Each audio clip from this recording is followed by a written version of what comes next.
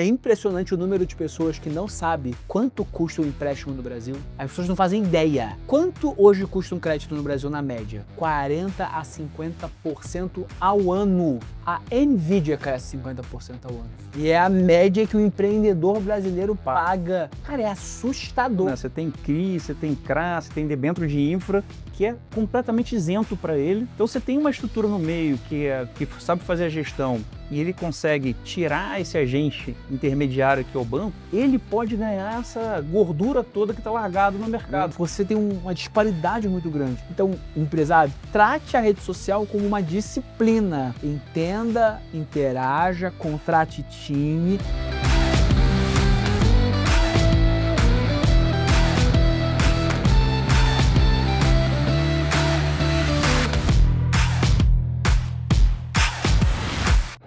Olá, seja bem-vindo ao Conexões, um podcast que conecta o mercado financeiro à economia real.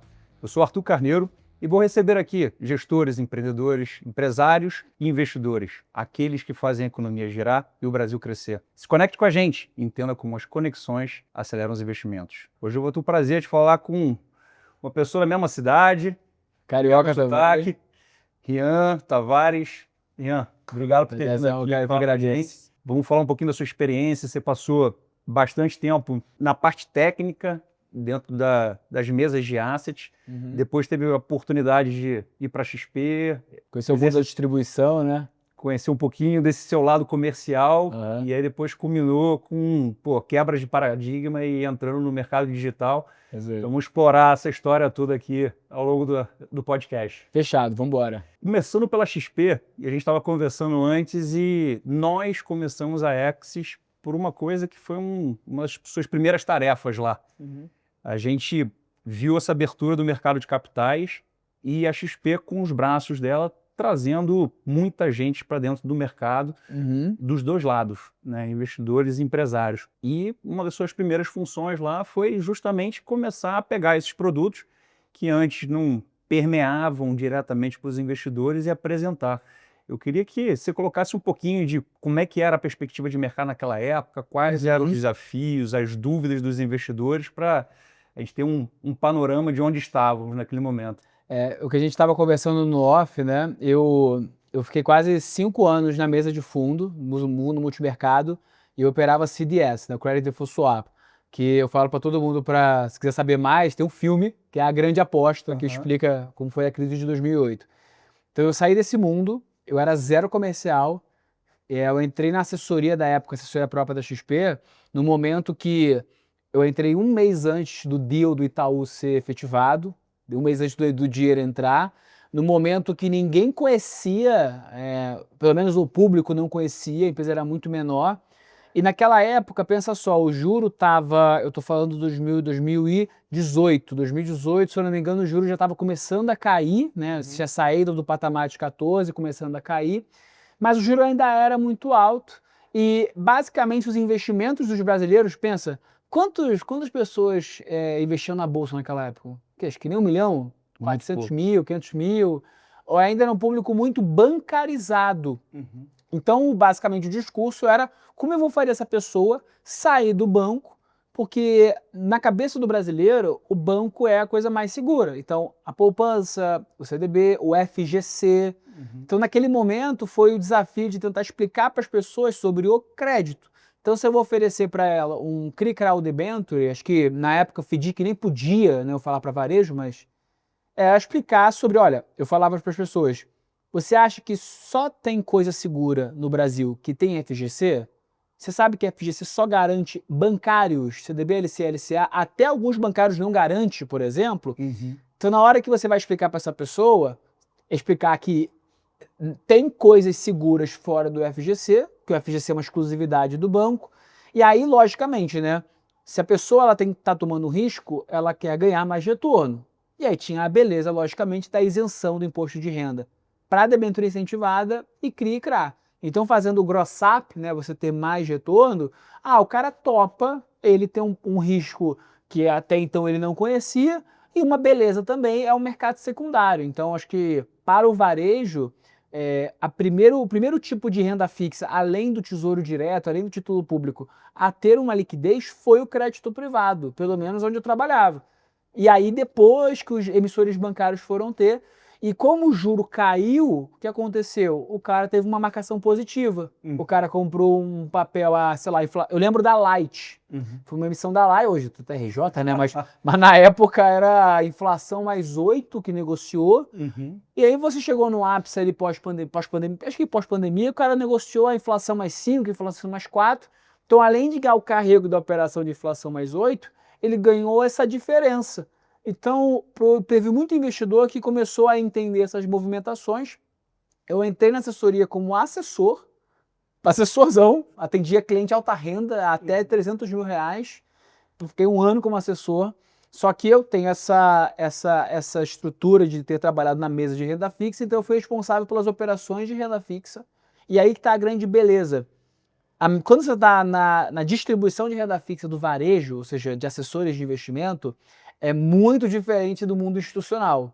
O mundo institucional da brokeragem é você ter lá 10, 20 fundos que você tem relacionamento, você tenta fazer o melhor preço possível. Quando você está no varejo, você tem que entender que o teu cliente ele não entende exatamente. Então ele não entende como é que funciona crédito, senioridade, garantia, ele não entende sobre... Na época, era marcado na curva. Você lembra que era marcado na curva? Claro, mas vale explicar para todo mundo. Então, marcar a curva é basicamente, se eu tinha um título que rendia 12% ao ano, no ano que vem, se eu tivesse visto meu investimento, apliquei 100 mil, estaria 112. Mas na verdade, pode ser que o valor fosse diferente pela marcação a mercado. Marcação a mercado é o preço de venda. E aí, cara, oferta e demanda. Né? É o que você estava explicando antes, né? Se eu tenho um título como o da Light, que está IPCA mais 8, e de repente eu consigo vender para alguém que só quer remuneração de IPCA mais 5, eu vendo mais caro. Supondo que isso acontecesse no dia 1 e a marcação do papel fosse 100, eu vou ter que vender mais do que 100 para essa remuneração cair ao longo do tempo e ficar igual ao IPCA mais 5. O nome do meu livro é A Renda é Fixa, o Preço Não. Isso é uma frase famosa no mercado, não fui eu que criei, né? Eu lembro que eu vi de um gestor de crédito na época. Então, se eu comprei um título a uma taxa, as pessoas têm muito essa dúvida. Né? A renda fixa ela tem duas taxas.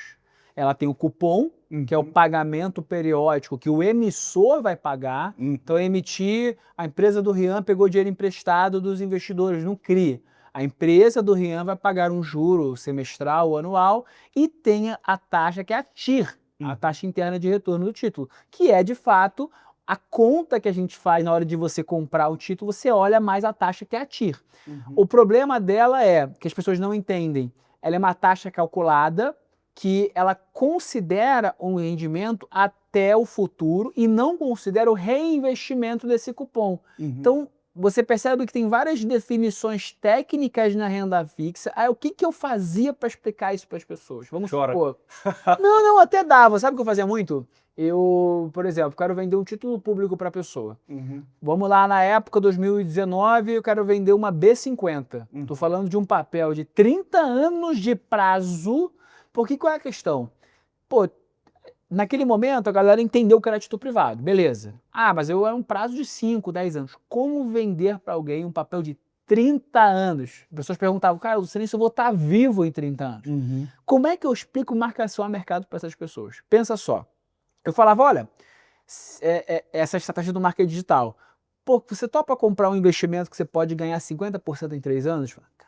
Mas como assim 50% em 3 anos? Então eu, antes de mostrar a conta, eu falo o valor. Olha, se você comprar esse papel aqui em 3 anos, você pode, no cenário positivo, ganhar 50. No cenário intermediário que eu carrego, uns 30, que é a taxa de inflação mais alguma coisa. Ou no cenário negativo, deu um problema, você não perde dinheiro. Você ganha 10, você ganha 5. Então num discurso comercial, eu expliquei conceitos de duration, convexidade e de marcação a mercado. Então eu acho que a grande genialidade que a gente vai trabalhando nas redes sociais, por exemplo, é não explicar demais, mesmo estando correto. Ou seja, se atentando com a veracidade, você tentar sempre passar a informação completa, mas a gente brinca que vendedor que fala muito não vende nada. Ah, eu vou explicar todas as questões. Cara, você está sendo correto com o seu cliente? Você explicou os riscos? Você explicou os problemas? O potencial retorno? Então, para que raio você vai explicar para o cara que a convexidade vem da regra de Taylor? Tipo, não precisa, entendeu? Precisa. Então, quando eu comecei a fazer assessoria, eu lembro que eu fazia a conta da inflação implícita, explicar para as pessoas que era inflação implícita, que nossa, que é a diferença, a expectativa do mercado, tá, O preço técnico caindo na área comercial. na área comercial. Então, eu fui o técnico, muito técnico. Eu lembro que quando eu entrei na mesa de operação, o meu ex-chefe, o Bernardo, tá na Capital hoje, ele falou assim, ó, para trabalhar comigo tem esse livro aqui. Handbook of Fixed Income do Frank Fabosi, que é do CFA o livro, né? Eu falei, que cara, massa de 1000 páginas, eu não sei nem ler inglês, puta, vamos lá, vamos tentar entender. E ali foi muito bacana para mim. Então eu acho que eu acredito que a grande diferença que eu vivi naquela época foi como pegar conceitos técnicos, mas transformar para venda. Porque não importa muito você ser a pessoa mais técnica do mundo, mas se você não tiver cliente, se você não tiver a fonte de receita, provavelmente seu negócio ele não vai para frente. Você pode ser a genialidade que você quiser. Se ele não compreende o que você diz, Não adianta. Então Você essa tem um que cliente. eu acho que foi ali. Então esse experimento, eu tocando a distribuição de renda fixa da assessoria própria, a receita fazia algo em torno de 40 milhões ano, quando me entregaram a área, e eu acho que em 2 anos foi para 400 milhões de reais, Caramba. com um headcount de 6 pessoas, cara. Eu tinha acho que 6 pessoas no time, então ao invés de eu botar o broker para ficar ligando para cliente, eu ensinava os 1000 assessores que estavam lá. Então o assessor, eu até hoje tenho uma relação muito próxima com a turma de lá, com a turma dos assessores da época, porque imagina só, o assessor que tem o cliente. Quando você vai conquistar o varejo, ou você tem que conquistar o cliente na ponta, ou você tem que conquistar o assessor que tem a confiança do cliente. Então, o assessor, muitas vezes, como é uma área comercial, ele não é uma pessoa técnica. Ele não sabe sobre questões de mercado, muitas vezes mais complexas. Então, você tem que conquistar essa pessoa falando que é bom, porque é bom, mas no final, todo mundo gosta de vender o que entende.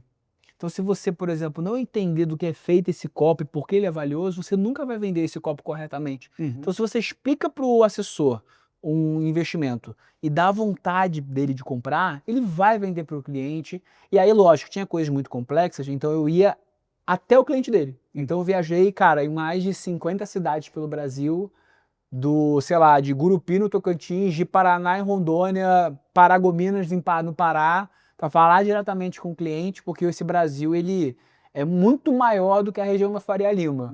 Então, a beleza é essa, principalmente. E como é que era essa realidade no dia a dia, quando você chegava lá, sentava na frente desses investidores com culturas distintas, com conhecimento ainda muito incipiente sobre o mercado? Como é que era esse primeiro contato e quais eram as preocupações que esse investidor tinha?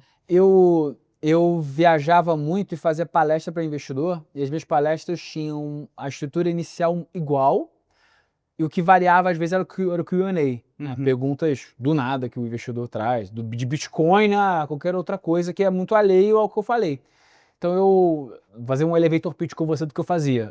Eu começava assim, como é que funciona o mercado financeiro? Para que serve o mercado financeiro? Aí fala, putz, ninguém me perguntou isso, né? Então o mercado ele serve para pegar o dinheiro de quem tem sobrando, para quem precisa. E aí você ganha um percentual disso. Mas até hoje no Brasil, 90% de quem faz isso está na mão de quem? Está nos bancos. Então 90% do patrimônio do brasileiro está nos bancos. É como se eu tivesse na minha cidade apenas 1 ou 2 postos de gasolina. Concorda que a gasolina seria mais cara do que se eu tivesse vários postos com mais competição? Eu explico, olha, por isso que o juro no Brasil é caro. Quão caro? Sabia que é impressionante o número de pessoas que não sabe quanto custa um empréstimo no Brasil? As pessoas não fazem ideia. Quanto hoje custa um crédito no Brasil na média? 40 a 50% ao ano. A Nvidia cresce 50% ao ano. E é a média que o empreendedor brasileiro paga. Cara, é assustador. Aí eu falo, quanto o banco paga para você naquele CDB? Hoje está 15%. 50 menos 15 dá 35% de margem bruta, cara. E outra, para cada imagina que eu coloquei 100 mil reais no banco. Qual o trabalho do banco? Emprestar. Uhum. Ele coloca lá uns 25, 30% do Banco Central como compulsório, o resto ele empresta. Desses 100 mil, transformou em 170, esse 70 ele empresta de novo e vira uma progressão geométrica de razão menor do que 1. A cada 100 mil que você coloca no banco, o banco transforma em 500 mil na média, que é uma alavancagem de 5 para 1. Além de ter uma margem de lucro gigante, o banco ainda multiplica o teu dinheiro. Aí eu falo o seguinte, concorda que tem oportunidade para outras empresas oferecerem coisas melhores? Aí o cara fala assim, cara, não tinha pensado. E aí eu vou começando a apresentar os produtos financeiros. Então, nas minhas palestras, eu nunca fui produteiro. Ah, não, aplica aqui porque eu acredito que o problema do Brasil não é investir. O problema do Brasil é poupar. Hoje, o Brasil, com 200 e poucos milhões de pessoas, quanto o brasileiro na média ganha? O que você acha? Cara, não tenho ideia. Um pouco mais de 3 mil reais por mês. Quantos por cento das famílias brasileiras são endividadas? Quase todos. Quase. Dá 2/3, cara. E 1/3 da renda desses 3 mil, na média, é gasto com juro de dívida. E o juro é alto e a dívida favorita do brasileiro, todo mundo sabe, cartão de crédito, que é o maior juro. Crédito. Então o brasileiro, ele olha a parcela. Então quando a gente vai num evento assim, a gente tem que entender que o problema do brasileiro não é saber onde investir, é muitas vezes saber poupar. E o cara que tem muito dinheiro, muitas vezes ele é avesso ao banco. Ele, sei lá, como ele não tem muito conhecimento, o cara que tem muito conhecimento é coisa de Rio São Paulo, gente. Se a gente vai lá, pô, no Tocantins, tem caras gigantescos que não tem conhecimento, e quando você vai conversar com eles, se você ficar nessa de falar termo em inglês de hedge, Já é. que rola no agro, não, vou te oferecer aqui um hedge cambial, fazer um hedge da sua saca de soja, o cara vai te olhar e falar, meu irmão, tu veio de sapatênis da minha fazenda, no mínimo tu bote uma multinha, entendeu? Então são coisas que eu vou conquistando as pessoas mais pelo discurso, eu dou vários passos atrás para explicar a existência do mercado financeiro, para depois eu inserir os produtos financeiros e no final explicar por que o produto rende aquilo, por que eu ganho dinheiro. Eu falava, por exemplo, na época, o que eu falava para ele? Cara, quanto o banco ganha? 35%, né? Pô, qual é a receita da XP? Acho que era 1,4 do AUC, né? Então, cara, a XP ganha 1,4, o banco ganha 35. Tu entende que aqui lá é um shopping? Então, o que eu falava que eu acho que ainda melhorou muito, mas acho que vai ser o grande desafio daqui para frente ainda hoje o Brasil ele ainda é muito concentrado.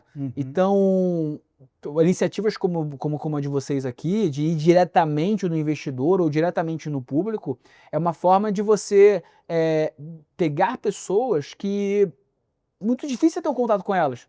Ainda mais pela regra do PCO, né, por conta e ordem, quando você vai abrindo uma plataforma, só para vocês entenderem, gente, mas quando você investe em qualquer fundo, em qualquer plataforma, o gestor não sabe quem é você é um número. É o por conta e ordem. Quando você vai diretamente no investidor, que é o trabalho que eu faço com os meus clientes, com o meu cliente principalmente, você corta esse intermediário. Então você naturalmente vai acessar esse público, mas para acessar esse público, cara, você tem que falar a linguagem dele. Se o cara é advogado, você tem que falar a linguagem do advogado. Isso é a grande dificuldade. A gente criou conexões porque justamente a gente quer trazer esses dois mundos que não se falam para que a gente consiga mandar mensagem. Então tem empreendedores que falem com empreendedores, gestores que falem com gestores, e ao longo do tempo, as pessoas, calma aí, eu estou começando a entender aquela língua lá que eu não entendi. E você falou um número que é muito legal. Esse 50% assusta não só investidor que está começando no mercado de capitais, assusta investidor grande. Quando eu falo com grandes family offices, às vezes eu falo com grandes gestores, tô fazendo uma operação aqui, ceder mais tanto. Cara, mas como é que é possível a pessoa pagar isso? Eu falo, cara, eu tô baixando o custo de capital dele pra caramba, ele paga 50% de custo de capital. Os caras, pô, mas como isso é possível? Ele vem com essas referências de mercado lá de fora, pô, é a realidade do brasileiro, porque é mal estruturado, né? Você pega lá o mercado de fora, o mortgage, a hipoteca do cara, ele, sei lá, vamos supor que seja 10%, ele é um pouco acima do que seria a Selic de lá, que é o Fed Fund. Cara, aqui, mano, é muito mais alto. O juro no Brasil, ele é muito mais caro. Tem uma apresentação do Roberto Campos Neto, o antigo presidente do Banco Central, que ele foi no Senado explicar porque o Brasil é muito caro, né? Porque o juro é muito alto. Então, tem alguns motivos, né? O imposto dos bancos aqui é maior do que a média. A reaver garantias no Brasil. Então, se o banco ele empresta 100 mil reais e colocou 100 mil em garantia, quanto na média ele se der? Ele recupera. Quanto ele recupera? O loss given default aqui no Brasil é bastante alto, você não tem garantia. Se tem garantia, você consegue mitigar. E aí depende pra caramba do segmento. Então, se eu tenho um imóvel em garantia, é uma coisa. Qual é a média? A média eu não sei. 13%. 13%? A média do Brasil é igual a da Zimbábue. Então o cara coloca na conta e fala, pô, mesmo com garantia, cara, ou eu vou ter que te pedir 200% de garantia do total do empréstimo, ou, cara, eu tenho que botar na conta um juro muito alto para eu compensar a inadimplência. E aí tem um terceiro ponto que é inexoravelmente o oligopólio bancário. Então a conta da apresentação do Roberto Campos mesmo com todos os percalços, o ROI dos bancos ainda é maior. Eu acho que essa do ROI não está na apresentação, mas o ROI, né, o retorno no patrimônio líquido, ele ainda é maior nos bancos brasileiros do que nos bancos estrangeiros pelo oligopólio. Eu tô lendo o livro do Trump, quando ele foi montar lá o primeiro cassino dele, ele pegou com uma empresa X, assim, o crédito, 100 milhões de dólares. Algo que daqui não tem muito jeito. O cara pega lá 5 grandes bancos para se financiar. Você tocou num outro ponto também que é muito interessante, que é o tamanho do imposto dos bancos. Então, o banco ganha muito, paga muito imposto e fecha bem a conta. Quando a gente fala para o investidor final, ele muitas vezes tem isenção, como você falou, né? Você tem CRI, você tem CRA, você tem debênture de infra, que é completamente isento para ele. Então, você tem uma estrutura no meio que sabe fazer a gestão e ele consegue tirar esse agente intermediário que é o banco, ele pode ganhar essa gordura toda que está largado no mercado. Então eu imagino que, no primeiro momento, esses 3 fatores, tirando o fato que o brasileiro fala que não vai pagar imposto, a gente até brinca aqui, né? A gente estava falando com o Bruno da Vinci, cara, o investidor muitas vezes prefere um prejuízo isento do que um lucro tributado. Pode ter ajudado pra caramba na venda do produto. Muito legal. Após esse momento de falar com investidores, etc., você teve um outro desafio na área comercial também, que era falar com empreendedores, né? Você tentava fazer as duas pontas, Alexei. E como é que era chegar nesse outro lado da moeda que também, tipo, não entende nada do discurso que você estava falando? Eu falava com um assessor que o cliente ele quer de duas coisas uma, ou ele quer investir o dinheiro à sobra dele, ou ele quer dinheiro emprestado. Ou ele quer emprestado, ou ele quer um novo sócio. Então, quando eu vou falar com qualquer pessoa, eu sempre tento entender as duas óticas, porque se o cara é empresário, ele vai ter uma oportunidade de caixa, pode ser do giro dele, que dá para pegar, ou ele sempre tem alguma coisa de crédito. Então, como é que ou crédito ou equity? Então, como é que eu inicio essa conversa, né? Eu brinco que eu era o encantador de cliente. Meu trabalho era convencer as pessoas a acreditar em mim e eu não tenho nenhum fio branco. Então eu lembro que teve um dia que eu... Tem que fazer que nem eu, cara, só descolorir.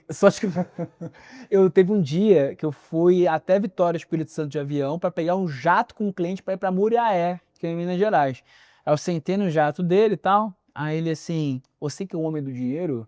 Eu falei, olha, o jato é de quem? Acho que meu que não é. Eu não posso dizer que eu sou o homem do dinheiro.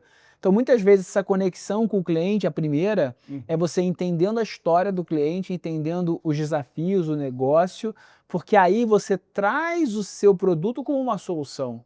Então, muitas vezes, o cara de mercado, ele já quer chegar lá, ver uma verborragia de termos e produtos. Então, quando eu quero, por exemplo, perguntar se o cara tem uma oportunidade de crédito, eu vou falar, me fala o teu negócio, como é que tá o seu negócio nos próximos 5 anos, o que você viu, quanto é o seu faturamento? Cara, o empresário adora falar faturamento. Raríssimos os casos que eu vejo de empresários que não falam faturamento. Do faturamento, você já pode pensar várias oportunidades para esse cara. Aí você fala o seguinte, imagina um cara que fatura 100 milhões de reais, sei lá, 200 milhões de reais. E o cara tem uma dívida, ou não tem dívida, muito comum, ou no Brasil, ou ele tem muita dívida, ou ele não tem nada. Aí eu falo o seguinte, pô, você sabia que se você pegar dívida, você emitiu um CRI de 50 milhões de reais, o juro desse CRI você abate no imposto de renda? Que isso, não sabia. Pensa, toda empresa que fatura, acho que 7,5 milhões, né? 76 milhões para cima, é lucro real.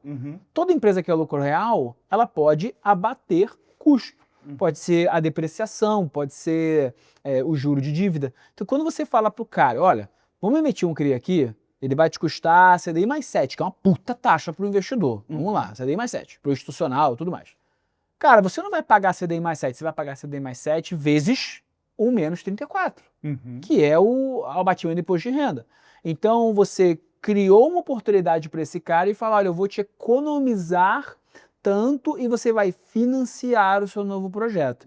Então, quando eu vou apresentar esse outro mundo para ele, ao invés de eu captar o dinheiro, mas gerar os negócios, eu tento entender o negócio dele como um todo e aí gerar as oportunidades a partir ou de problemas que ele me levanta. Então, eu já tive um caso de uma não é supermercado, é um atacarejo que era lá em Aparecida de Goiânia? Acho que é perto de Goiânia, lá.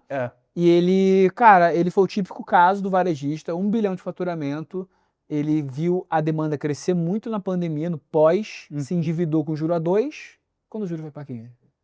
E aí ele praticamente quebrou. Naquele momento foi logo depois da Americanas, então, além de o juro estar alto, os bancos fecharam a porta. Então ele não tinha crédito.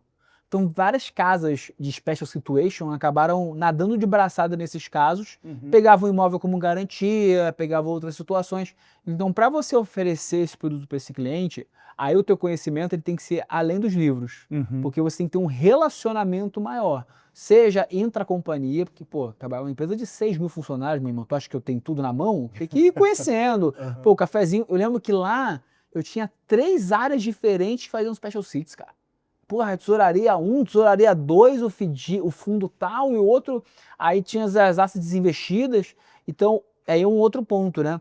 Mercado financeiro, principalmente, cara, para você fazer bons negócios é relacionamento, porque tem muita gente que oferece uma solução ou serviço que você não tem, mas você pode ganhar um FII, lá na época não, mas estou falando agora, por exemplo, por intermediar essa operação. Então, quando eu vou conversar com um cara graúdo gigante, ou gigante, digo assim, pro Brasil é até médio empresário, mas pô, o cara fatura R$1 bilhão, pra mim é um cara grande. Certamente. Certamente.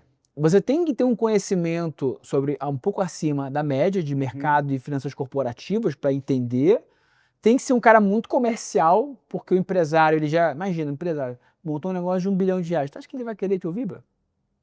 Tem mais o que fazer, né? Porra, eu falo que a palavra mais doce que alguém gosta de ouvir é o próprio nome. Você tem que decorar, falar o nome, saber da vida, saber dos filhos, saber da história. Esse de Muriaé, cara, até na igreja eu fui com ele, meu irmão. Fiquei o dia inteiro com o cliente, juro. Fiquei o dia inteiro. Aí eu fui na missa, rezei na missa com ele. Aí no final ele falou, putz, você é debenture. Então é muito além do produto. Então não é só o discurso. Eu falo que tem um livro chamado Como Fazer Amigos e Influenciar Pessoas, do Dale Carnegie. Ele fala que 70% de tudo que você vai conquistar de sucesso na vida é como você interage com as pessoas, e diz, tem uma frase que eu não sei se é dele mesmo, do Warren Buffett, que o melhor investimento que ele fez foi um curso do Dale Carnegie. É mesmo? Essa frase é famosa, essa frase é famosa. Eu não sabia, não. Então, cara, interagir com pessoas, aí é por isso que aí eu acabei, o meu sucesso ali intra-companhia foi, eu aprendi a lidar bem com os assessores, aprendi a lidar muito bem com os clientes, eu estava disposto a viajar muito, e a rede social que eu tenho hoje, que eu estou com quase 1,5 milhão de seguidores, eu estou pegando o Instagram e o TikTok, é uma tradução do que eu já fazia. Eu fazia no offline, eu comecei a fazer no online. Demorou alguns anos para acertar o formato de conteúdo, mas na verdade é basicamente isso. Então hoje eu consigo, através de rede social, já treinando esse discurso de transformar coisas complexas em simples, eu atraio hoje um público muito grande. Vou dar um exemplo, a gente viu aí agora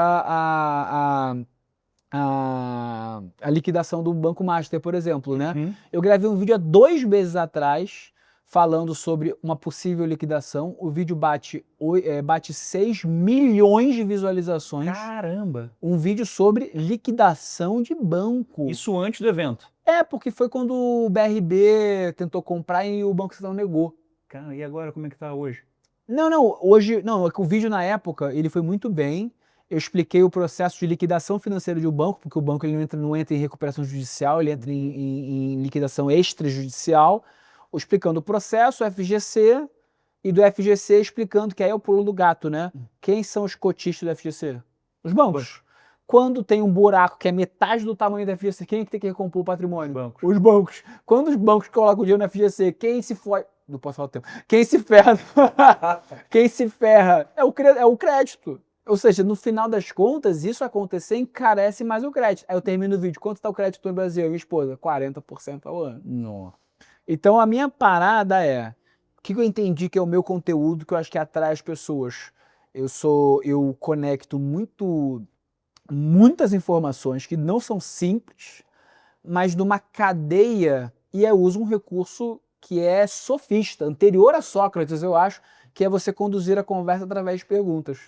Isso é um recurso de oratória milenar que você atrai a atenção das pessoas. Então eu usei um recurso que eu usava muito com clientes, num formato de vídeo, que aí hoje, por exemplo, eu só tenho um vídeo hoje da B3, né? A B3 me contratou para fazer um vídeo do Tesouro Direto. O vídeo bate 300 mil views em 3 horas. Caraca. Pô, imagina, cara, como? Não se consegue fazer isso. Não se consegue fazer. Então eu consegui encontrar um caminho que eu pego o público que é leigo e trago para cá. Porque esse público ele tem dinheiro, ele tem oportunidade, ele quer conhecimento, e eu tenho na outra ponta empresas que querem atrair esse tipo de público, só que não sabem como. Então você cria o que a gente chama de oceano azul. Eu talvez não seja o melhor cara de mercado, mas eu também não seja o melhor comunicador. Mas o meio termo, eu tô indo bem, espero eu. Nesse seu momento de comercial lá na XP, você começa a ter essa sacada de, calma aí, eu tô analógico, eu tô viajando o Brasil inteiro, eu consigo mandar a mensagem, eu consigo explicar para as pessoas como é esse mundo, essa outra linguagem, só que eu faço isso de uma forma muito limitada, né? Eu faço isso de forma 1 a 1, dependendo do meu tempo. E eu acho que o mundo é meio analógico. Eu sou um cara analógico pra caramba. E esses empresários todos estão se perguntando, pô, como é que eu dou o próximo passo? E você falou que teve uma trajetória, né? Como é que foi esse seu movimento de, calma aí, deixa eu ir tateando e descobrindo como é que eu saio desse movimento 1 a 1 e eu, em 3 horas, consigo abordar 300 mil pessoas? Isso é muito bom. Eu era head da Fixa lá em 2019, foi logo antes da pandemia, e lá eu já comecei a fazer live com clientes, na pandemia muito, então toda essa trajetória de 40 milhões para 400 foi exatamente no pré até o pós-pandemia, acho que foi 19 a 21, eu lembro mais ou menos assim. E a estratégia que a XP fez na época foi contratar muita gente de home office, quando deu a pandemia. E eu lembro que quando começou a reabrir, eu já estava participando das primeiras viagens. Então, Goiânia, Manaus, puta, eu já fui muito para Manaus, fui muito para Manaus já, por exemplo. Então, eu comecei o Instagram em 2021, mais ou menos, 2020, na verdade. Então, eu fazia live todo dia no meu Instagram para 10 pessoas, para 15 pessoas, para 5 pessoas. Então eu falo que a rede social é que nem correr uma maratona.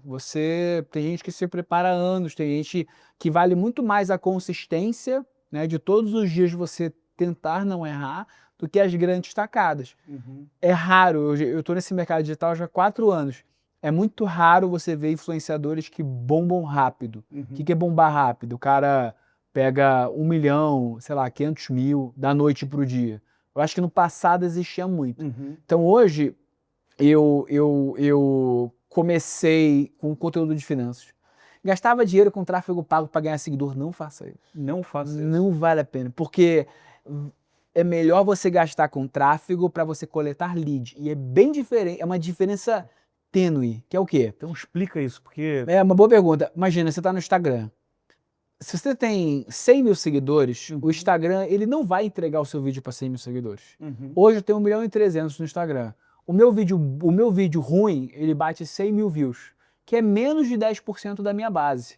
Meu vídeo ruim, eu tô falando que já gravo há muito tempo, então o meu vídeo ruim, às vezes, é o vídeo top de alguém que tá no começo. Claro. Então é muito comum o cara que tem 10 mil seguidores e o vídeo bate 100 views ou 1.000 views. Então, por que eu vou gastar dinheiro para trazer esse seguidor e o Instagram não vai entregar o conteúdo para ele? Então, o que vale mais a pena? Você construir um conteúdo interessante, rodar o anúncio, mas quando o cara clicar, ele clica para uma página que a gente chama de landing page, uma página no site para você coletar o e-mail. Para você ter uma conversa mais profunda com esse cara. Então, por exemplo, eu tenho uma newsletter que eu chamo de Café com Seu Dinheiro. Ela tem... olha que loucura, ela tem no Instagram 125 mil seguidores e na newsletter tem 32.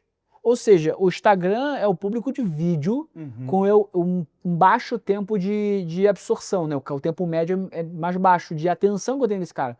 Pô, o da newsletter é uma newsletter de 2.000 palavras. Então a interação que eu tenho com esse público é muito maior. Então se você gastar dinheiro para adquirir esse lead e criar uma conversa com esse lead, seja por e-mail, seja... Tem muitas empresas que fazem isso muito bem. Então o principal erro das pessoas é o Instagram número de seguidores não quer dizer faturamento. Número de seguidores não quer dizer negócio. Então o principal desafio das gestoras e eu acho muito melhor, investir num conteúdo de qualidade. Eu acho hoje, como o influenciador é um negócio que assim, no passado, antes da pandemia, se você tivesse 200 mil seguidores, você era um dos maiores do Brasil. Na época era muito grande. Hoje, tem gente com 30 milhões, com 20 milhões, o negócio ele cresceu muito. Então você vai pagar o vídeo desse cara, é um vídeo caro. E não necessariamente dá dinheiro, não necessariamente dá visibilidade. Então eu falo que o marketing mais barato eu acho mais eficiente muitas vezes, é você ter um time interno que ajuda a criar esses conteúdos. E quando você tiver campanhas, pô, cara, investir... marketing tá bom, aí você investe em influenciadores, como a gente chama de macro ou micro influenciadores. Então a estratégia de influenciador, eu recebo isso muito essas demandas. As pessoas acham que um vídeo comigo, o cara ficou famoso, e não é verdade. Eu acho que tem que ter uma construção prévia, um trabalho de marketing, botar cara, e aí depois você contratar. Muitos dos meus serviços na minha consultoria, eu construo essa identidade. Conta a consultoria, que é justamente onde que você viu essa oportunidade, Isso, essa falta de informação que existe. Eu saí da XP, porque aí é uma coisa engraçada, eu continuei no Instagram, cara, não ia bem, eu fiquei conhecido na XP, com meus 10 mil seguidores na época, acho que menos do que isso, e eu gastava tráfego para ser conhecido no mercado, botava lá em São Paulo, dá para você selecionar a região, né? E eu tenho uma história pessoal, né? Eu sou ex-obeso, eu perdi mais de 50 quilos já, que eu era muito grande, e eu faço triatlon há 4 anos. Só que eu nunca postava, né? Imagina, você tá numa empresa grande, fica até meio feio, né? Postar que tá treinando, sei lá. E aí eu comecei, então eu fiz a minha primeira meia maratona em 21, 2 meio Ironman em 22, aí no meu 4º meio Ironman em 23, eu postei um videozinho no meu final de semana, tava de férias. E aí começou aí, falei, pô, legal, tá batendo um pouquinho mais de view. Com 2024, vou pro ciclo do famoso Ironman. O Ironman é uma distância que você nada 3,8 km, pedala 180 e corre 42. É uma prova que tem gente que pode fazer em 18 horas, um dia inteiro. E, pô, o ciclo de treino começa a ficar um negócio meio maluco. E na época não se falava tanto de triatlo como hoje é. E um belo dia, no meu treino, a galera que trabalhava comigo já sabia, mas eu não postava muito. Aí um belo dia eu faço o simulado do Ironman, ou seja, você tenta simular próximo da prova no dia a dia, no treinando, num domingo. E aí eu gravo um vídeo sem camisa, já tá com um shape legalzinho. Aí eu começo assim, oi, eu me chamo Rian, acabei de nadar 1.500, pedalar 150, correr 21, esse foi meu simulado pro Ironman. O vídeo bate 1 milhão de visualizações, meus 10 mil seguidores ali, eu falei, tem alguma coisa aí. A vida é que segue. Puta, só postava no final de semana. E aí eu fui indo. Aí quando eu fui pro Iron, eu falei, pô, tô de férias, imagino que a empresa me libere de eu postar pra caramba. Aí postava 3 vezes por dia. É uma outra dica. Instagram, cara, começando, tem que postar muito todo dia. Quando é um perfil, às vezes, institucional, é um pouco mais difícil, mas quanto mais você posta, aumenta a probabilidade de você dar certo. Aí, beleza. Fui pro Iron e eu postei tanto, acertei vários vídeos, eu ganhei quase 200, 300 mil seguidores em 2 semanas. Caramba. Então eu voltei meio famoso da prova, famoso da minha micro bolha. Eu fui, na época, o triatleta mais seguido do Instagram, acho que os profissionais nem de longe tinham na época, e agora tem os influenciadores e influenciadoras que foram pro triatlon. E, cara, vi um cara conhecido. E aí várias empresas começaram a me abordar para fazer publi. Aí eu falei, eu sócio do negócio, mercado financeiro fazendo publicidade, pô, a gente tem um dinheiro a capturar aí, vamos ver. A empresa ninguém reclamou. E aí, acho que em dezembro do ano passado, eu estava ganhando praticamente a mesma coisa, como sócio e como publicidade de marca. Eu falei, cara, tem uma linha de receita que eu gasto 5% do meu tempo ganho quase a mesma coisa de algo que eu gasto 95%, eu acho que está na hora de empreender. Então eu acredito que eu tive essa beleza de conseguir empreender com um fluxo de receita, né? Tem gente que, puta, só tem fluxo de despesa. No meu caso. Então, eu tenho essa beleza. E aí, cara, o que foi mais legal quando eu fui sair para empreender, quando você não tem mais a bunda na parede, né? Você não tem mais medo de falar as coisas, você fica mais criativo. E aí vem um segundo ponto. Quando você vai para influência, você tem que estudar a criatividade, que eu acho que as pessoas acreditam que é inata, e não é. Eu lembro exatamente em janeiro desse ano, eu botando no Google, cara, como você é mais criativo? Eu vou te falar um exercício que ajuda muito. Escrever tudo o que vem na sua cabeça por 10 minutos. Você vai sentar todo dia, eu escrevo literalmente, sem filtro. Eu falo assim, cara, até coloca a senha. E vai que sai um negócio que as pessoas não podem ler, 10 minutos. Eu vi isso de um outro influenciador e, cara, ajuda muito na criatividade. É uma coisa assim, surpreendente. Então eu consegui acertar uns roteiros, mas ainda tava no triatlo. Vou para a prova do Ultraman esse ano, uma prova de 515 quilômetros. Nadei 10, pedalei 420 com 84. Ganhei mais os 100 mil seguidores. Então, esse ano no começo estava com uns 400 mil, 500 mil seguidores. E aí eu falei, gente, eu preciso emplacar um conteúdo mais que eu não precise ficar nadando, pedalando e correndo que nem um maluco. Porra, eu não aguento mais, entendeu? Eu quero fazer... Eu não vou ficar fazendo prova o tempo todo. E aí eu falei, pô, vou gravar 10 vídeos por dia. E aí fiquei gravando qualquer coisa na minha vida. Gravava almoço com a minha esposa, gravava a ida com os... Cara, gravava qualquer coisa. Um belo dia, tô tomando um café com a minha esposa, a gente deixou os cachorros na creche, a gente sempre deixa os cachorros porque dá muito trabalho. Tomando um café, e eu falei, amor, você viu que o Trump tá investigando o Pix? Aí eu, cara, isso é um vídeo. Aí eu peguei o telefone, uma dica pra quem quer gravar, tá? Telefone é câmera traseira 0.5. Boto aqui, nessa distância, gravando com ela, sai um vídeo bruto de uns 6 minutos, que é muito, né? Aí eu editei mal é mal, sobrou 2 minutos e 40. Pra quem é de Instagram sabe que isso é uma eternidade no Instagram. Falei, tem nada a perder mesmo, soltei o vídeo. Cara, o vídeo bate 800 mil views. Aí eu falei, cara, isso aí é replicável, porque eu não preciso ficar treinando. E, pô, todo mundo de mercado tem muita história. Aí eu solto um vídeo do Itaú. Amor, mesmo estilo. Amor, você viu que, sabe que o prédio do Itaú custou R$1 bilhão e não ficou do jeito que eles queriam? Pô, o vídeo bate 1 milhão. Cara, eu comecei, juro, em 3 meses eu ganhei 800 mil seguidores.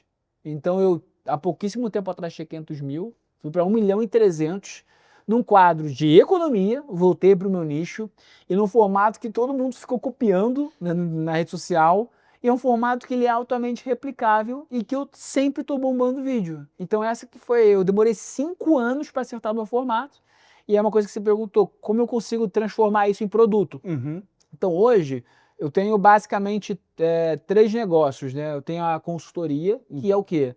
Trazer para quem é analógico para o mundo digital. Então, eu, por exemplo, no meu cliente principal, o que eu faço? Eu tenho, que é a Iox, é o FDIC. Eu já, por conta disso, já trouxe mais de 1.000 clientes, basicamente com um funil digital. Eu solto um vídeo, eu faço um vídeo, por exemplo, a gente fez um vídeo muito bacana sobre o FDIC da Parmalat. Sabe essa história? Não. Parmalat, ela... Isso porque eu investia na Parmalat lá no crédito na época do Pactual. Então, você ganhou dinheiro. Aí teve poucos problemas na época. Não, então... Não. Mas, você não foi no FDIC, você foi no crédito direto. Então, a Parmalat, ela teve um problema de fraude, e aí tinha uma conta que não existia no Bank of America, declarou fraude no Brasil, ela tinha dívida, acho que tinha 1 bi de dívida no Brasil, e tinha um FDIC lá de acho que 200 ou 100 milhões de reais. Quem tinha o FDIC ganhou 95% do patrimônio. Por quê? Porque a dívida não era mais Parmalat, era antecipada já. Então o risco era o cliente da Parmalat, que é o supermercado. Então a gente usou esse vídeo para explicar sobre a segurança do FDIC, que ainda é um negócio que as pessoas não conhecem. O vídeo bate 400 mil views, e acho que foram mais de 20 vídeos, a gente teve aí quase 1.000 clientes só por conta de vídeo. Contratação eu faço só com vídeo. Então eu criei um processo de headhunting, processo de aquisição de clientes, funil de captação de clientes. Então eu transformei um negócio que era basicamente analógico em digital. Então é um serviço que eu faço. Então empresas que querem atingir o público digital, só que são totalmente analógicas, é um serviço que eu faço. Não, é um serviço barato, então basicamente tem pouco cliente, justamente para eu ter essa interação mais próxima. A segunda principal linha é publicidade, então hoje tá cada vez maior essa linha. E eu tenho a newsletter, que eu rodo publicidade lá também, então eu estou num caminho de criar um grande grupo de mídia ali, porque eu acredito que é o seguinte, eu tive um insight, eu fui no show do Gustavo Lima, mas eu fui a convite, não, eu fui convidado pelo sócio dele lá, cara, como é que é o nome dele? Vou lembrar. E tá na ponta da língua. Foi lá foi o Balada, acho que é o evento dele, evento gigante, né? Boteco do Gustavo Lima, fui lá no Allianz.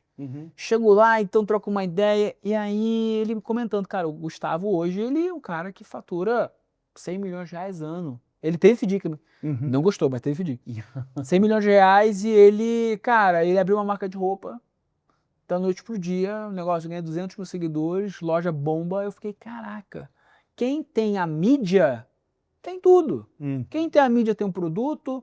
O que eu faço hoje não é que eu faço só a publicidade, eu tenho um serviço que eu atraio os clientes, atraio o público para o cliente, então ao invés de ele gastar dinheiro, torrar dinheiro em tráfego pago, porque o tráfego pago, cara, o teu lead é frio, né?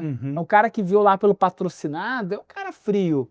O cara que veio através de um fã de um influenciador, cara, é outra parada. Hoje, tem cliente que a gente atende lá, e os meninos mandam vídeo meu falando com o cliente, fulano, tudo bem? Poxa, eu achei animal, mas... Então imagina, você criou uma relação que é muito próxima, e é lógico, eu faço um escrutínio muito forte das pessoas que usam a minha imagem, porque assim, cara, dinheiro vai, dinheiro vem, imagem é um negócio que é difícil você consertar se tiver um problema, e é difícil construir. Então eu acredito que hoje tem um universo importante de conectar o mundo analógico com o mundo digital, e também eu acredito que tem muita empresa grande, que tem baixo conhecimento de estrutura financeira, que eu consigo conectar com investidores também. Isso é um negócio que eu faço mais assim, esporadicamente, até porque o juro ficou muito alto, eu cheguei a fazer com startup, cara, eu tentei 10 negócios diferentes em 6 meses de empreendendo. Eu só fui eu fui sócio de 3 startups, cara, fiz vários negócios, e eu só foquei em coisas que dão mais resultado, que são mais longevas. Então assim, a beleza de você empreender com Instagram ou com rede social grande é que você pode ter várias tentativas diferentes. Então hoje eu consolidei nessas 3 principais e acaba sendo um serviço para os clientes. Uma coisa que você falou, e já tinham me comentado, é que você aprimorou toda a sua técnica. Você saiu de um cara que falava uma linguagem que as pessoas não entendiam e foi para uma linguagem mais lúcida, mais clara, como comercial. Você viu esse seu potencial e começou a mandar conteúdo para todo mundo. Mas o que te fez crescer mesmo foi uma espécie de lazer. Muitas pessoas já me disseram que, cara, quando eu estou no Instagram, claro, eu quero conteúdo, mas eu quero lazer. É isso aí. E hoje você misturou um pouco disso, que você traz um conteúdo mais leve. E como é que é esse desafio para o empresário, para um cara que, pô, eu quero enfiar conteúdo, eu quero passar informação, mas o cara que está da outra ponta lá, muitas vezes está querendo ter um momento de calma, de relax. Pô, tô ali saindo daquela confusão do dia a dia e pegando um momento de lazer interno. Como é que você conseguiu, e como é que você sugere que as pessoas façam isso, equilibrar esses 2 pratinhos? Arthur, quanto você acha que é o tempo médio que as pessoas assistem o vídeo? Cara, segundos. 5 segundos. O meu vídeo, tem vídeo que bate 1 minuto. A média de milhões de pessoas. Como é que você segura o cara lá para ele não... Então a beleza é essa. Como eu seguro o cidadão? A retenção do público, ela pode ser por vários motivos. Você tem o aspecto visual, né? Tipo, ele tá vendo algum conteúdo, porque tem muitos conteúdos, por exemplo, que não tem fala, né? E aí que é a grande parada. Eu acho que todo influenciador tem que encontrar o seu formato. Se você quiser estar no começo, eu sugiro que você copie conteúdos, copie formatos de conteúdo. Tem muito seguidor meu que fala, eu quero fazer igual você. Cara, copia, cara. Esse início de jornada, ele atrai muito. Então eu fazia muito cópia de formato, porque assim, imagina, você é o único fundo de investimento no Brasil? Não. Claro que não. Então você copia como é que funciona, a estrutura de back-office, análise de crédito. Então você não, as pessoas elas acham que tem que inventar a roda. Como você faz isso? Um exercício. Você vai na sua rede social, coloca lá o seu nicho, hashtag investimento, e procura quais são os vídeos mais vistos de investimento, e se adapta o que você seria melhor para você, ou hashtag renda fixa, ou hashtag ações, porque você já tem muita gente que já faz melhor do que você fazendo conteúdo. Então o que eu sugiro para as pessoas com negócio, já veja, um cara que faz isso muito bem, sabe quem é? É o Adib da CIMED, pô. O cara contratou uma pessoa, que é um social media dele, que ele só faz isso e, juro, toda trend, toda tendência no Instagram, ele vai lá e copia a trend. Hoje, acho que a CIMED, se eu não me engano, investe de 10 a 12% da receita em marketing. E sabe um dos marketings que eles fazem muito bem, além disso? Vê os carros da CIMED, como é que é? Eles envelopam com amarelão. Aí você imagina, o cara que de remédio, o cara não entende nada de laboratório, que laboratório é bom ou ruim, mas ele sabe que a CIMED é daquele cara que tem no Instagram, que bota o carro assim, que é assado e tal. Então tem muita coisa que é muito mais o aparecer do que o ser. Se você tiver um produto bom, você vai manter esse cliente por mais tempo.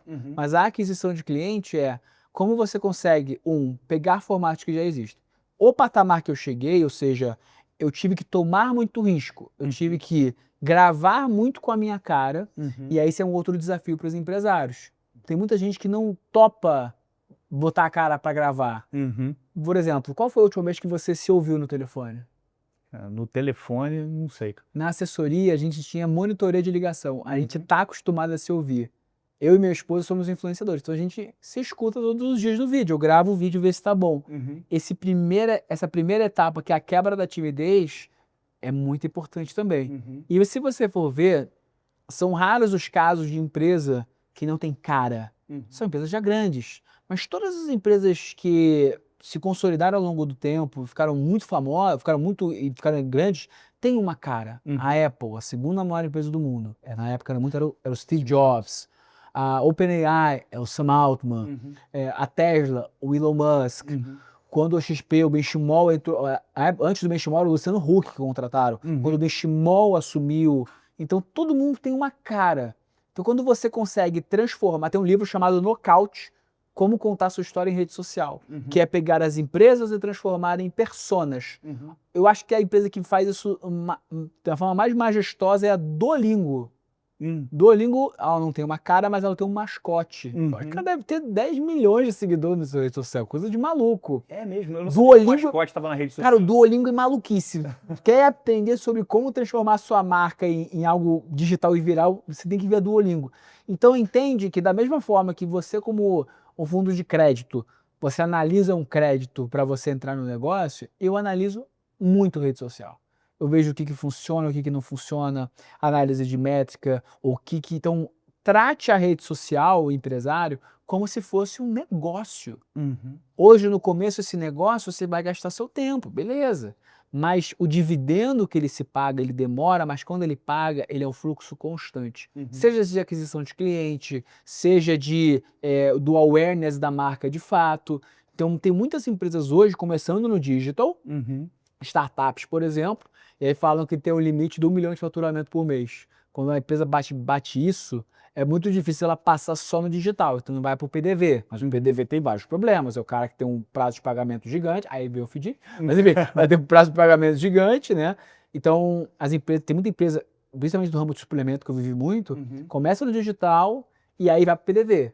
Então tem grandes cases, né? Vou dar um exemplo, a Super Coffee, da Cafeinarme. Cafeinarme, cara, acho que fatura 400 pau. O último unicórnio no Brasil, a Growth. Growth, que é do grupo... Caraca, eu esqueci o nome do... É um grupo que vendeu a Growth, mas a Growth hoje é um unicórnio já em dólar, pô. E é um case de rede social. Então você tem uma disparidade muito grande. Então, empresário, trate a rede social como uma disciplina. Entenda, interaja, contrate time. E é uma coisa importante. Eu acredito que as agências de marketing, na média, ainda estão com um delay. Porque, não sei se você já viu conteúdo na internet, conteúdo no Instagram ensinando a ganhar seguidor. Olha, grave vídeo dessa forma, cara, é tipo o professor de faculdade que tá há 10 anos ensinando a mesma coisa e acha que funciona. Ah, não é assim. Nunca ficou na prática, né? Eu acho que o cara ele pegou as tendências, tem coisas importantes, mas eu vou te falar, eu já apliquei todas e poucas funcionam assim. Então esses caras eles ganham seguidor com pessoas que querem ganhar seguidor e acham que funciona, e fica numa maluquice assim, né? Então, quer aprender a ganhar seguidor? Fale com alguém que de fato ganhou no seu nicho. Então, a gente em crédito, a gente fala muito isso, né? A gente contou tudo um pouco da história do investidor tendo o primeiro contato. A gente não faça isso em casa. Por alguém que saiba fazer e invista nele.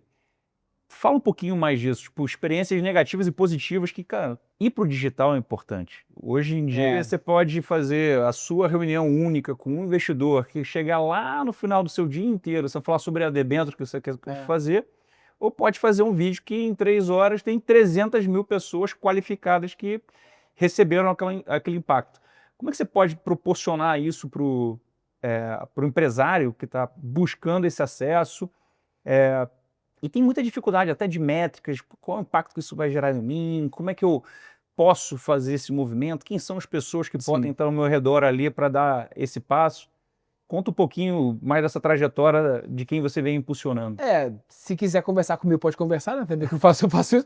Não, é porque teve um dia... O foco é esse. Não, meu foco cara, assim, eu ensino as pessoas, que eu já vendi infoproduto, mas eu vendi infoproduto de finanças, de investimento. Aí eu me liguei que, cara, o Brasil não é um país de investimento, é um país de credor, de crédito. Vou ensinar um negócio para ele que ele vai ter resultado em anos de investimento, entendeu? O Warren Buffett, para transformar $1 milhão em 100 bi, demorou 60 anos ganhando 20% ao ano. E o cara quer ficar rico amanhã. Então, eu acho que eu perdi um pouco essa conexão. Então, hoje eu tento trazer para o grande empresário que está analógico para o cara ir diretamente para o digital. Então, assim, da mesma forma que você vai no médico especializado para pedir um remédio, pedir um tratamento, não tem ninguém melhor que um influenciador para você saber o caminho. Mas só que a diferença imagina que o Brasil tem 200 milhões de habitantes. O influenciador de 1 milhão é grande? É grande, mas é apenas 0,5% do Brasil. Então eu posso ser grande, mas eu sou nichado. O que você vai ver muitos influenciadores gigantes no Brasil, mas eles são nichados. Então vale entender influenciadores do seu nicho. Eu sou de... Tem uma mulher hoje que ela é super bombada e que ela é chefe de cozinha focada em churrasco. Ela tem 6 milhões de seguidores. Pô, que uma empresa de um açougue, bicho, contrata ela, porque eu acho que vai um pouco além da publicidade. Vai de tentar trocar uma ideia, se aproximar, paga, às vezes, um conhecimento, porque essa pessoa ela vai ter muito mais conhecimento sobre o negócio do que uma empresa que fala que ajuda a ganhar seguidor, entende? E você estava me explicando antes uma história sobre o funil. Eu acho que isso encaixa bem. Como é que é, tipo, essa cabeça do funil, de quem eu quero acessar? Eu lembro que quando eu comecei a entender funil, eu não entendi nada de o que é o funil de venda. O funil de venda, ele é basicamente, imagina que a sua loja, imagina uma loja de shopping. Quantas pessoas elas olham a sua vitrine? Vamos supor que 100. Dessas 100, quantas pessoas entram na sua loja? 20. No shopping é menos, na rua é geralmente mais. Mas no shopping é uns 20%. Desses 20, quantos compram? 5. Então o topo de funil é quem olha a tua loja. O meio é quem entra na tua loja, vê o teu produto, vê o teu preço. E quem compra é o fundo de funil. Existem conteúdos diferentes para diversas fases do funil, para quem quer rodar tráfego pago. Diversos tipos de tráfego pago. Então hoje, por exemplo, tem gente que é boa de tráfego, que consegue mandar... Você vai fazer... Cara, tem os caras top de tráfego pago, o cara roda 1000 anúncios, simultaneamente. O cara fica o dia inteiro gravando. Então ele grava um vídeo para um cara que já viu 5 vezes o conteúdo. Dá para programar isso no Meta. Imagina que hoje o Meta, essas empresas, os Google, são empresas de advertising, são empresas de publicidade. Então, a principal linha de receita deles é isso. Então, existe várias estratégias para cada. Então, o que eu faço?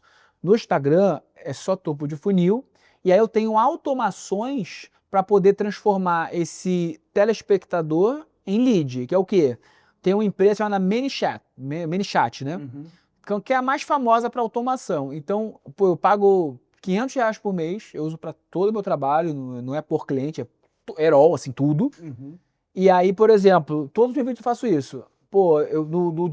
Na B3, que eu fiz? Falei sobre o storytelling do tesouro, comenta aqui TD, que eu vou te mandar a informação. Não preciso eu botar lá. Então eu já criei a automação no ManyChat, o cara recebe, ó, vou até te mostrar, depois você pode botar ali, mas o cara recebe no comentário aqui, ele recebe um comentário, ó, esse vídeo da B3 em 6 horas teve 2.700 comentários. Essa pessoa, ela escreve TD, eu mando automaticamente para ela clica no botão e já vai no link para você fazer a inscrição. Então essa automação já é um puta pulo no gato, aí você vai para a segunda etapa do funil.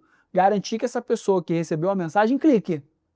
E aí você vai tendo quebras ao longo. Quanto mais passos você tem, maior a quebra. Então essas estratégias de marketing digital, quem já fez lançamento entende muito bem, cara. Então eu fiz lançamento, a minha esposa faz lançamentos de infoproduto. Então a gente entende muito bem. Por exemplo, quero vender 100 produtos de R$1.000. Quantas pessoas tem que ter na live de lançamento? Cara, tem que ter, meu irmão, 2.000. Que a conversão é baixa, 5%. Então hoje eu peguei essas informações do marketing digital de lançamento de produto para os clientes. Então no caso do fundo, eu além de trazer o cliente, eu contrato o analista, eu treino esse analista, então eu mostro para ele como falar com o cliente de forma comercial. Muitas vezes é falar com o cliente, falar assim, cara, você vai fechar negócio na 10ª interação com o cliente, não vai ser na primeira, não vai ser na segunda. Então, o que eu tento fazer com as pessoas é, cara, eu resolvo literalmente a vida. Só que aí vem um desafio. O empresário, muitas vezes, não coloca o devido valor nesse trabalho. Então são poucos, e por isso eu boto o valor alto, são poucos que topam construir essa etapa, esse funil todo. Mas o resultado ele é bizarro. Isso é uma dificuldade muito grande. Em quanto tempo eu consigo ver o resultado de uma ação de marketing? Olha, como eu faço tudo orgânico e meu Instagram ele é muito grande, imagina que hoje eu sou a principal referência. Tem os caras maiores, né? O Primo Rico tem 10 milhões de seguidores, mas vamos tirar esses caras que já estão há muito tempo e que já têm empresas consolidadas. Vou supor que eu sou o maior cara disponível, digamos assim, para fazer negócio, que não tem uma empresa minha estruturada para isso. Então eu sou a principal referência hoje quando você quiser contratar alguém para construir esse funil para economia e negócios, né? Ou até, sei lá, a 99 me contratou, por exemplo, para falar que mudou a regra lá do Rio de Janeiro, que cada motoca tem um GPS agora. Aí me contratou, fiz o vídeo e foi super bem. Então hoje, que é a questão do storytelling. Então, quanto demora? Bicho, eu tô no contrato lá, eu tô há 3 meses. Em 3 meses, eu contratei 6 pessoas, treinei 6 pessoas, trouxe mais de 1.000 clientes em 3 meses. Mas é por isso que naturalmente eu cobro mais caro. Se eu cobrasse mais barato, você poderia ter tudo na vida é uma curva J e quanto tempo você transforma. Então hoje o Instagram do meu cliente tem quase 10 mil seguidores já. Foi do zero praticamente, tudo orgânico. Não teve, até hoje não gastou um centavo de tráfego pago. Então depende logicamente de quem você está contratando. Você pode gastar uma fortuna no time de mídia, mas volto a dizer, se a pessoa ela não tem cases de crescimento, ou se você não contrata um influenciador que tem esse âmbito de negócio, eu acho que vai dar água. E esse é o medo de muito empresário. O cara vai lá, e aí o que eu, Rian, faço? Eu amarro em contrato, entendeu? Eu falo, olha, vamos fazer isso, eu tenho um contrato, lá coloco quantos posts eu tenho que fazer, quantas entregas, como funciona, análise de métrica. Então tem uma ciência e estatística por trás para dar segurança para esse empresário. Tem muita gente que faz um Reels de teste comigo, fala, olha, Rian, faz um vídeo, faz 2, pô, gostei da reação, vamos fazer um contato mais longo, pô, Rian, treina meu time, faz headhunting. Então tudo na vida é um namoro. Vai lá, faz um negócio. Então eu acredito que essa relação ela vai sendo construída. E vamos fazer um parênteses, tá? Eu estou empreendendo há 4 meses, tá? Então parece que é um negócio, mas eu saí em fevereiro, fiz a prova do Ultraman em abril, então eu fiquei meio que num sabático até mais. Estamos em novembro, então estou trabalhando há 6 ou 5 meses. E eu já agora está com um negócio que já está mais redondo, uma maneira de faturamento já relevante, então agora tá melhor. Mas é isso, então hoje é o que eu consigo ajudar as pessoas. Não, impressionante, eu acho que o mundo analógico anda no ritmo, o seu mundo anda em outro ritmo. Eu consegui botar, eu acho impressionante até hoje. Imagina que meu vídeo ruim bate 100 mil views. Cara, isso pra mim é maluquice. É muita coisa. Então eu nunca olho meu vídeo bom, eu olho meu vídeo ruim. Eu falo pra minha esposa. Eu falo, cara, eu não tô preocupado se eu bato 1 milhão. Eu tô preocupado se o meu vídeo ruim. Porque o vídeo ruim, cara, é aquele seguidor que te ama. É aquele cara que mesmo quando você erra, ele tá lá te assistindo, tá lá curtindo. Entendeu? Eu acho que essa é a coisa mais importante. Cara, parabéns pela coragem de empreender no Brasil, né? Pô, por ver essa janela nova de oportunidade e fazer um movimento que não é óbvio para muita gente. Eu acho que grande parte do empresariado brasileiro continua fazendo o seu dever de casa de forma analógica. Eu sou um exemplo claro disso. E é muito difícil para a gente entender essa oportunidade, essa amplitude que você consegue gerar, e você conseguiu enxergar e absorver isso muito bem. Obrigado. Mas antes de terminar, eu queria fazer 2 perguntas. Você deu várias sugestões de livro, mas eu queria uma sugestão de um livro para a gente poder acompanhar e ler, e também um vídeo. A gente muitas vezes pode ser um short, alguma coisa, e você está o dia inteiro na internet e não vai faltar oportunidade bacana que você já viu e falou, cara, isso aqui me ajudou em alguma coisa. Cara, eu acho que eu sou um ávido leitor, assim, eu acho que desde o ano passado eu tento colocar uma meta de um livro por semana, e treinando pro Ultra eu sempre leio na esteira, leio na bike, eu leio muito, assim, hoje eu tô lendo o livro de negociação do Trump, que é muito bom para negociação, mas eu acredito que, assim, um livro que... Vou dar 2 sugestões, tá? Tá. Não necessariamente de negócio, mas eu acho que o nosso ambiente pessoal, quem nós somos na pessoa física é um reflexo, a nossa PJ é um reflexo da nossa pessoa física, né? Então eu acho que um livro que me ajudou muito a pensar em negócio é o Trabalhe 4 Horas por Semana, do Tim Ferriss. Tim Ferriss é um autor americano que eu adoro. Eu li 2 vezes esse livro, a primeira eu não entendi, porque eu era empregado dos outros, né? Não fazia ideia. Mas é que a grande questão que o Tim Ferriss dá é: valorize a sua hora e não trabalhe mais horas. Você pode trabalhar mais horas, mas eu não tenho a meta de ser bilionário, não é sobre isso. É sobre ganhar o suficiente para eu conseguir viver a minha vida do jeito que vive, mas logicamente isso passa pelo processo da sua hora ficar mais cara. Como a sua hora fica mais cara? Você treina mais, você tem mais estabilidade emocional. Se você lê mais, você tem mais conteúdo para o seu cliente. Se você se arrisca mais fazendo negócio, gravando, você é um profissional mais competente para o seu cliente. Então eu sempre penso em valorizar a minha hora ao invés de trabalhar mais horas. Hoje eu uso inteligência artificial demais no meu dia a dia, seja para produção de conteúdo. Cara, a minha newsletter, a revisão é ONHA, por exemplo. Então tem coisas que eu sempre penso nisso. E eu acho que o livro... Eu vou citar o livro do Trump, que eu acho bacana. Eu acho que as pessoas, elas não sabem negociar. Vou dizer que eu sou um bom negociador, tá? Então, pelo menos no meu nicho aqui, se eu te falar que eu nego 95% das minhas publicidades, você acredita? Eu não acredito. Então tudo que tem no meu Instagram é 5% do que eu negocio. Mas você falou uma coisa muito importante. Agora e antes, eu acho que você começa a falar não. É maravilhoso. É maravilhoso. Falar não é uma libertar. Cara, quando você fala não de boca cheia... Não é maravilhoso. Cara, você une o seu tempo do jeito que você quer. Você é mais feliz quando você pode falar não. Eu não vou te falar... eu vou te falar um vídeo, porque nesse vídeo ele falou uma frase que eu escutei há muito tempo. O Álvaro, o dono da Link, eu vi esse vídeo essa semana, eu acho. Ele falou uma frase que mudou minha vida. Eu vi essa frase esse ano. Você quer fazer um bom negócio, você tem que estar disposto a perdê-lo. Exato.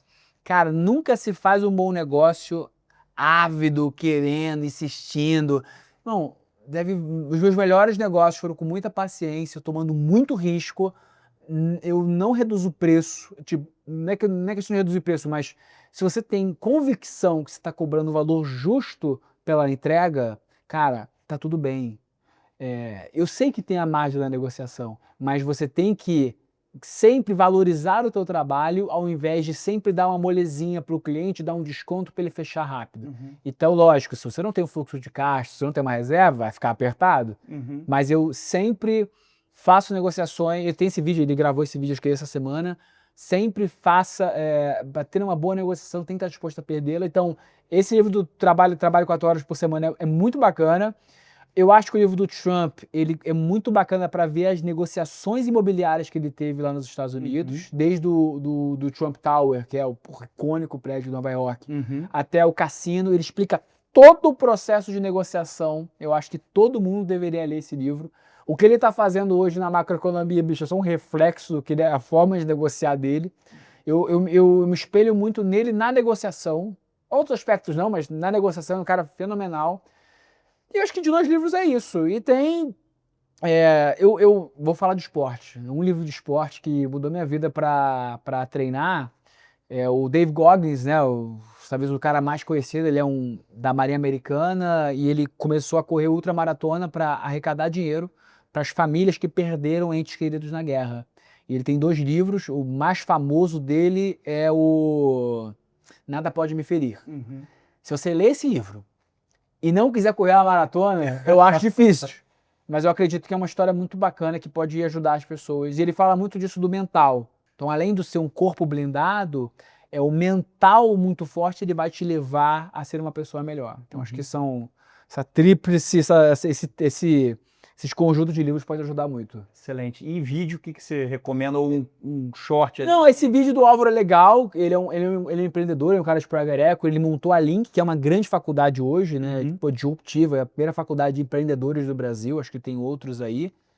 E vou falar um vídeo que eu vi há muitos anos. Talvez vá muito contra o que eu falei agora, mas foi muito bom para mim na época. Tem um vídeo em inglês chamado Delete Your Social Media. Delete sua rede social. Que aquele vídeo em 2018 me convenceu a deletar meu Instagram. Eu fiquei 6 meses sem Instagram. Eu falo para as pessoas o seguinte: se você tem rede social e você não trabalha com ela, não tenha. Porque isso de, eu me informo, você é de mercado que nem eu. Cara, lê um jornal, bicho, lê um livro. Cara, você consumir, o problema não é o conteúdo. Eu tento trazer algo de qualidade, mesmo sendo em formato de vídeo. Mas você adquirir um conhecimento que você não teve um trabalho para isso, eu vi alguém falando, né? Hoje, um cara que é cult é o cara que vê filme. Gente, cult é ler. É ler, você tem que gastar uma energia raciocinando o que você leu. Então você vai passar por uma leitura difícil, não é tão prazerosa. Eu lembro que eu li o livro do Rousseau, mano. Um filósofo. Difícil pra caralho ler esse livro, mas o processo de raciocínio que eu virei uma pessoa melhor. Então eu acredito que rede social, né, é uma linha muito tênue entre o vício e o consumo. Mas se você interpretar como negócio, cara, é um emaranhado, porque é real que tá todo mundo lá. Então você entendeu o negócio é importante, mas cuidado, né, ter essa interação limitada é importante. Hoje, na média, as pessoas no Brasil gastam 3 horas e meia por dia em rede social. Caramba. Quantas coisas você poderia fazer com 3 horas e meia por dia? Um meio Ironman. Cara, Rian, excelente. Mais uma vez, obrigado. Eu que agradeço, cara. Foi um prazer enorme. Se você, assim como eu, aprendeu um monte de coisa, nos acompanhou até aqui, dê um like, siga o nosso canal, assista o próximo episódio. Até a próxima, pessoal. Até a próxima, gente. Tchau, tchau.